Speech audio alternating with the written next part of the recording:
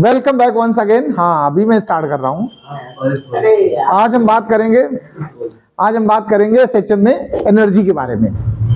ये एसएचएम में kinetic energy, potential energy और टोटल एनर्जी की बात करने वाले हैं। तो सबसे पहली बात करते हैं हम लोग, आर्टिकल का नाम डाल दीजिए एनर्जी इन एसएचएम। सबसे पहला तो हम ये लिखेंगे एनर्जी इन एसएचएम। अब इसमें सबसे पहली जो एनर्जी हम लोग फाइंड आउट करने वाले हैं उसका नाम है kinetic energy. Kinetic energy in SHM. अच्छा, वैसे एक बात बताओ, जनरली हम लोग काइनेटिक एनर्जी अगर फॉर्मूला लिखते हैं तो क्या लिखते हो बताओ? Half M V square, right? तो हम लोग काइनेटिक एनर्जी का जो फॉर्मूला जानते हैं ऑलरेडी, वो जानते हैं half M V square. Okay, अच्छा एक बात बताओ, अभी एसएचएम में मैं वेलोसिटी कैलकुलेट कर चुका हूं पिछले आर्टिकल में। वेलोसिटी इन एसएचएम किसी को फॉर्मूला लर्न है? v is equal to omega root A square minus Y square. हम डायरेक्ट, अगर फॉर्मूला पता है तो हम डायरेक्ट भी यूज कर लें तो कोई दिक्कत नहीं। ए स्क्वायर माइनस वाई स्क्वायर, ये ए एम्पलीट्यूड है और वाई हमारा डिस्प्लेसमेंट को शो करता है। उसका क्या करना है तुम्हें, लेकिन स्क्वायर करना है। तो half M omega square A square minus Y square, ये हमारी एनर्जी काइनेटिक कैलकुलेट हो गई। नोट कर लीजिए, फिर हम पोटेंशियल की बात करते हैं। तो काइनेटिक की कैलकुलेशन के बाद हम बात करते हैं पोटेंशियल एनर्जी इन एसएचएम। देखो, पोटेंशियल एनर्जी को समझना है पहले कि एसएचएम में कैसे, वो एमजीएच होती हो तो ग्रेविटेशनल पोटेंशियल एनर्जी है, तो हम वहां से नहीं कैलकुलेट करेंगे। हम इसके लिए एक फॉर्मूला बता रहे हैं कैसे। देखो, मैंने आपको एसएचएम की कंडीशन बताई थी, आपको याद होगा। रीस्टोरिंग फोर्स, जो रीस्टोरिंग फोर्स होता है वो directly proportional to minus of the displacement होता है। ये चीज हम पीछे डिस्कस कर चुके हैं आपको। तो एफ प्रोपोर्शनल माइनस वाई ले लो डिस्प्लेसमेंट को, और प्रोपोर्शनलिटी हटाते हो तो एक कांस्टेंट आ जाता है माइनस के वाई। ओके, ये हमारा फोर्स का फॉर्मूला रहेगा एसएचएम में। पहली बात, हम लोग वर्क डन को एनर्जी में कन्वर्ट करेंगे, तो हम लोग वर्क डन उठा ले रहे हैं। वर्क इज इक्वल टू होता है फोर्स इंटू डिस्प्लेसमेंट। ठीक है, डिस्प्लेसमेंट, फोर्स एफ और डिस्प्लेसमेंट हम लोग माइनस डीएक्स कहेंगे, क्योंकि फोर्स हमेशा डिस्प्लेसमेंट के अगेंस्ट काम करेगा। फोर्स हमारा क्या है? माइनस के वाई। अच्छा, इसको एक्स नहीं, इसको वाई के फॉर्म में लीजिए, क्योंकि हम डिस्प्लेसमेंट को किस फॉर्म में ले रहे हैं? वाई में। तो ये minus D Y.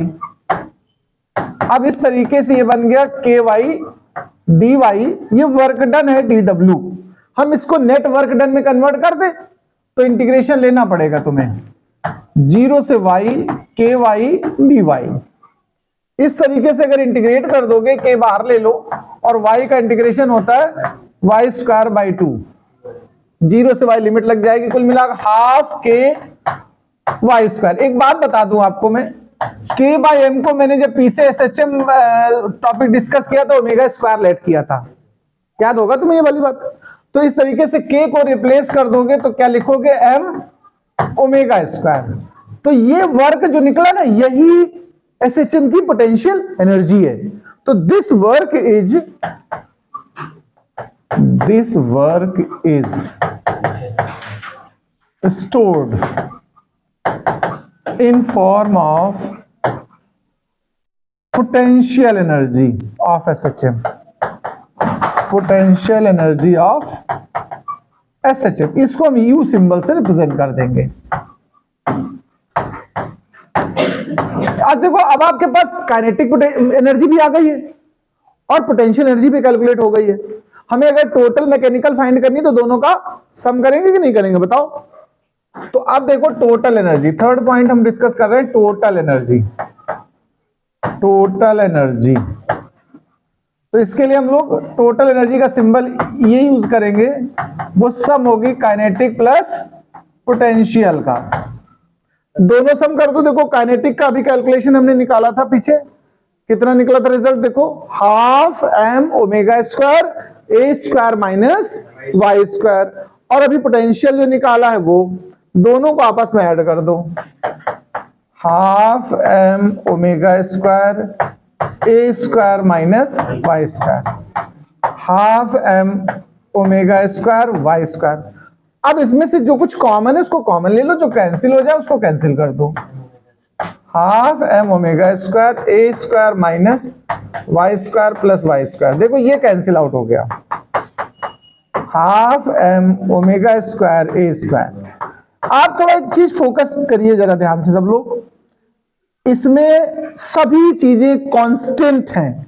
Mass of the Bob constant, omega angular frequency, angular velocity जो भी कहें कांस्टेंट, एम्पलीट्यूड भी मैक्सिमम डिस्प्लेसमेंट होता है, ये भी एज ए कांस्टेंट होता है। मतलब कहने का एसएचएम में जो टोटल एनर्जी होती है वो कांस्टेंट रहती है। काइनेटिक या तो डाउन हो रही होगी तो पोटेंशियल इंक्रीज होगी, या पोटेंशियल डाउन होगी तो काइनेटिक इंक्रीज होगी। ये दोनों आपस में इंटरचेंज होती रहती है, लेकिन उनका दोनों का सम हमेशा कांस्टेंट रहेगा। इस पे ग्राफ बनाते देखो, अगर एक ग्राफ हम प्लॉट करें काइनेटिक वर्सेस पोटेंशियल का, ध्यान देना प्लीज सभी लोग।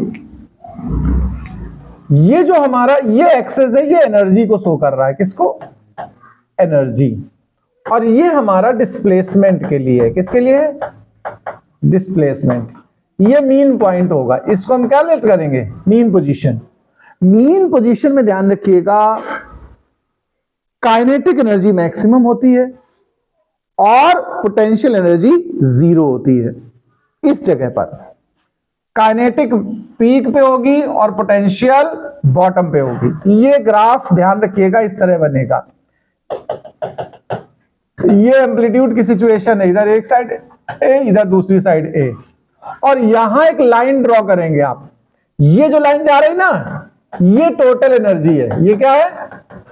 ये हमेशा कांस्टेंट है। अब जरा फोकस करिएगा, ये वाला जो कर्व है ये काइनेटिक एनर्जी को शो कर रहा है। देखो यहां से मीन पोजीशन से चेक करो, काइनेटिक धीरे धीरे डाउन हो रही है कि नहीं हो रही बताओ, लेकिन पोटेंशियल उसी समय इंक्रीज कर रही है। ये सिचुएशन आ गई जहां पर दोनों मीट कर रही हैं, यानी इक्वल डिस्ट्रीब्यूट हो गई।